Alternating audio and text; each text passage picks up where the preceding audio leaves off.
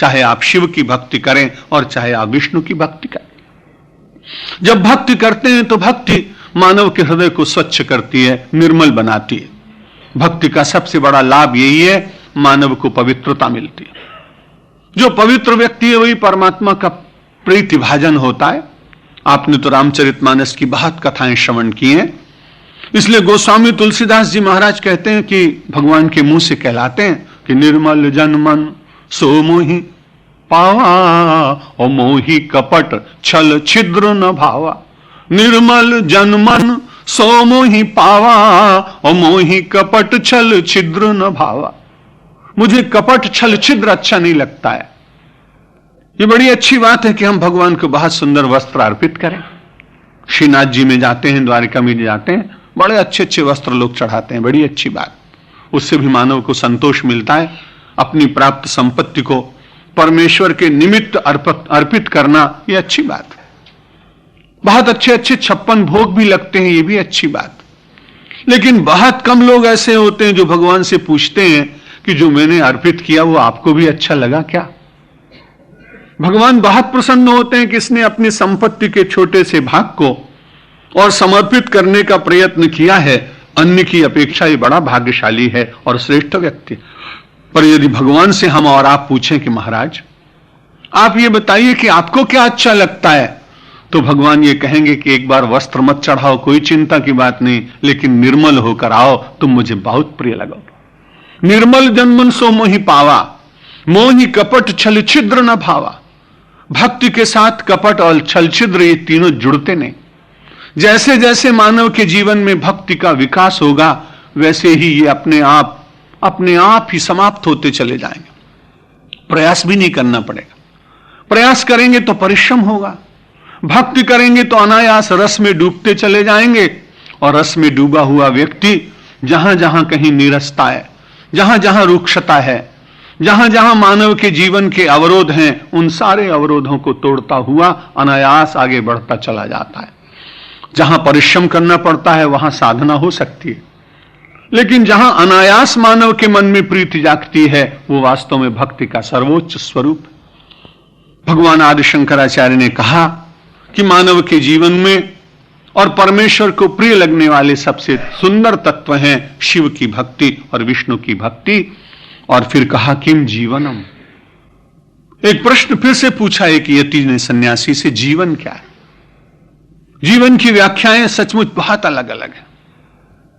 यदि आप पंडित रविशंकर से पूछें कि जीवन क्या है तो वो उत्तर देंगे सितार। और यदि आप हरिप्रसाद चौरसिया से पूछें कि जीवन क्या है तो कहेंगे बांसुरी। यदि आप अल्लाह रखा से पूछें तो वो कहेंगे जीवन है तबला। यदि आप किसी सुंदर चित्र बनाने से पूछें, आज हम गए थे बिरला एकेडमी देखने के लिए, वहां एक प्रदर्शनी लगी हुई है और वहां एक बाबा नाम के बड़े अच्छे चित्रकार आए। उनके बहुत अच्छे चित्र देखे, कितने खो जाते हैं, वो तल्लीन हो जाते हैं। बड़ा अच्छा उन्होंने चित्र बनाया। पहली बार मैंने देखा मुरली बजा रहे हैं श्री कृष्ण और उनके आसपास गायें नहीं है, कुछ श्वान खड़े हुए। मैंने उनसे पूछा कि भाई आपकी इसकी व्याख्या, तो उन्होंने कहा कि ऐसा है कि केवल गाय ही भगवान की मुरली सुनने की अधिकारिणी तो नहीं थी। यदि परमात्मा सबका है तो श्वान क्यों नहीं सुन सकता था। मुझे उनकी व्याख्या बड़ी अच्छी लगी। मैं वहां से लौट कर आया, मैंने कहा अगर मुझे कल मिले तो मैं उनकी एक व्याख्या में नई बात और जोड़ूंगा कि इस संसार में सब लोग और विशेष रूप से राजनीतिक क्षेत्र में रहने वाले इस देश में बिल्कुल उसी तरह से भूखने लगे हैं। इसलिए उनके बीच में कोई मुरली बजाने वाला आना चाहिए जिससे उनकी वह दुखद वाणी जो लोगों को पीड़ा पहुंचाती है कुछ काल के लिए बंद हो और यह समाज सुख की सांस ले सके। यदि वो मुझे मिले तो उनको कहूंगा। तो मैं आपसे निवेदन कर रहा था कि जीवन की अलग अलग व्याख्याएं, लेकिन जीवन की ये सारी व्याख्याएं अधूरी इसलिए लगती हैं कि इन विषयों में पारंगत लोग अपने जीवन में कभी कभी अभाव का अनुभव करते हैं। और ये मेरे जीवन की घटना है छोटी सी। कुछ वर्ष पूर्व मुझे YMCA में लंदन में प्रवचन के लिए बुलाया गया। योगानुयोग पंडित रविशंकर जी का सितार वादन था। इतने निकट से मैंने कभी उनको देखा नहीं था, सुना नहीं था। बड़े मन से मैंने उनकी नाचती हुई उंगलियों को देखा, उनकी पारंगतता और नैपुण्य को देखकर मेरा हृदय उनके प्रति बहुत आदर से अभिभूत हो उठा। थोड़ी देर के बाद मुझे प्रवचन करने के लिए कहा गया। प्रवचन हुआ तो उसके बाद वे भी बड़े प्रसन्न हुए। हम लोग बाद में थोड़ा कुछ जलपान करने के लिए और भारतीय विद्या भवन के एक छोटे से कक्ष में बैठे। मैंने कहा, पंडित जी, मैंने ब्रह्मचारी जीवन में कई वर्ष अपने जंगल में व्यतीत किए। आज मुझे ऐसा लगा कि मैं उस समय का सदुपयोग करता और थोड़ा सितार सीख लेता तो कितना अच्छा होता। पंडित रविशंकर जी ने कहा, महाराज, बचपन में मैं काशी में रहा। जब मैंने आपका प्रवचन सुना तो मुझे ऐसा लगा यदि मैंने भी संस्कृत पढ़कर प्रवचन करना सीखा होता तो कितनी अच्छी बात हो।